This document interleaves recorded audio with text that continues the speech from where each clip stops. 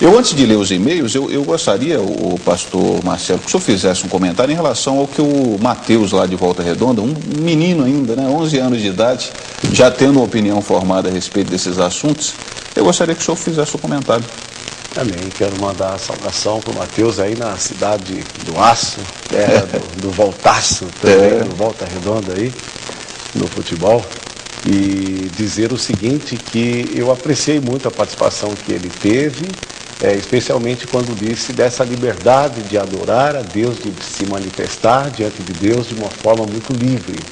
Apenas, Mateus, eu não admiro tanto esse aspecto dessa estratégia de fazer isso pensadamente como uma estratégia para que se atraia. Ele acaba sendo isso, mas com toda a sinceridade que eu tenho que ter aqui, e sempre que venho eu falo de uma maneira muito sincera, não me atrai muito esse aspecto.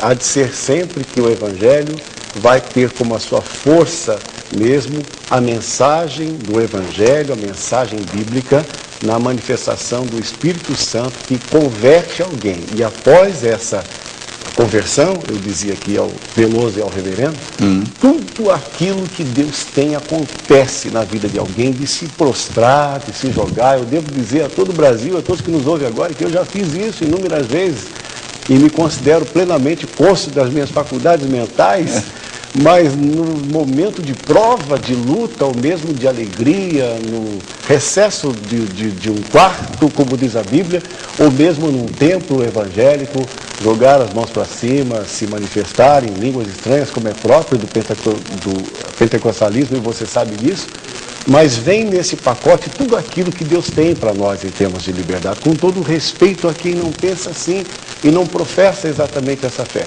Então eu separo essa questão um pouquinho, vamos dizer assim, do marketing, da forma de atrair, que há de ser sempre este evangelho, esta palavra, mas exatamente essa liberdade nós temos que ter. Quando o Ronaldo marca um grande gol pelo Corinthians, que não seja contra o Palmeiras, existe uma manifestação enorme e comparativamente, é claro, nesse ponto de vista humano, nesse aspecto, como o Mateus disse, o nosso Deus vale muito mais, não que não vale o Ronaldo em seu aspecto, mas é muito mais importante e transcendente para a nossa vida nós adorarmos aquele que nos fez. Tá certo. Então, um abraço ao Mateus mais uma vez. Eu tenho outras passagens bíblicas que eu gostaria de ter o comentário do reverendo Ageu, e via telefone também. Eu queria, o reverendo Ageu, nós discutimos nos bastidores aqui um assunto que eu até fiz referência a essa passagem, em Neemias, se não me engano, capítulo 8, quando é feita a leitura pública da lei em Israel, toda a Assembleia adora a Deus com rostos ou rostos em terra, um gesto de devoção e prestação de culto.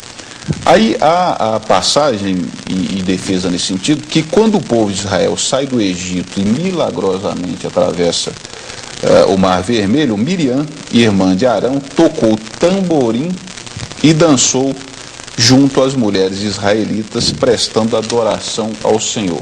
Os que defendem que bater palmas, dançar, erguer os braços, também é uma forma de adoração, costumam citar essa passagem dizendo que houve aí uma mudança drástica, né, na forma de adoração.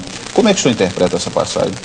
Não só o texto de Miriam, como também de Davi, são usados para defender dança na igreja, né? Mas é interessante que no Antigo Testamento havia de fato essas manifestações de louvor, de alegria por causa de dança. Uma guerra vencida, uma vitória alcançada era manifesto com dança, mas nunca dentro do templo, né? Nunca dentro do templo. No templo a ordem era: guarda o teu pé quando entrares na casa do Senhor. Então, hoje isso não faz mais sentido, porque hoje o templo são os crentes, né? Não queremos mais num templo geograficamente localizado. Mas naquela época havia essa distinção. Ninguém dançava dentro do templo. Havia manifestações de alegria, assim como hoje, quando o Brasil ganha uma Copa, as pessoas saem pulando. Havia festas religiosas em Israel em que as pessoas dançavam e se alegravam dessa forma, mas nunca dentro do templo, tá? Eu poderia voltar à questão do nosso irmãozinho de Mateus. Claro, fica à vontade. É interessante como nós vemos a cultura, às vezes, invadindo a igreja. porque a palavra do nosso irmão foi que se nós não tivermos uma dança, alguma coisa para atrair os jovens, então a pessoa não vai querer ir para a igreja. A nossa visão bíblica é que igreja não foi feita para agradar ninguém. Quando Jesus Cristo chama seus discípulos, ele diz: quem quer vir após mim, a si mesmo se negue, tome a sua cruz e siga-me. E ele estava querendo dizer: eu estou com uma cruz aqui indo para a morte, vocês peguem a sua cruz e vão morrer comigo também. Então, entre esse aspecto da cultura, de que as pessoas querem ser agradadas. Se não tiver algo que me agrade na igreja, não serve para mim. Quando deveria ser o contrário. Nós vamos para a igreja não para receber de Deus, mas para dar para Deus aquilo que Ele requer de nós, né? Para tomar a cruz, segui-lo e para agradá-lo. Há crentes que chegam ao absurdo de sair do culto e dizer: hoje o culto eu não gostei. Ou então, puxa, eu gostei muito do culto hoje. Quando quem tem que gostar do culto ou não é Deus, né? No sacrifício, no primeiro registro de culto do Antigo Testamento, Abel e Caim, Deus rejeitou o culto de Caim, porque ele não fez conforme era prescrito que fosse feito. Então Deus se agrada ou não se agrada do culto. Essa história de que eu posso cultuar da forma que eu quiser, do jeito que eu quiser, que Deus vai aceitar, isso não tem base bíblica. E a igreja não foi feita para agradar homens, para criar estratégias para trazer as pessoas. Se eu estiver me delongando, me corte. Mas Jesus Cristo, ele de fato, ele salvou prostitutas. Mas ele nunca se vestiu como uma prostituta e nem criou ambiente de prostituição para atrair as prostitutas.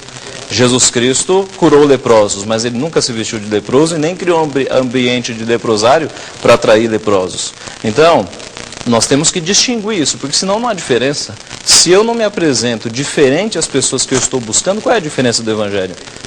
Então eu trago pessoas do mundo, como Cristo fez, para uma nova realidade, para uma vida diferente. Isso é conversão, é mudar roupa, mudar palavreado, mudar costumes. Conversão é mudar a rota de modo radical.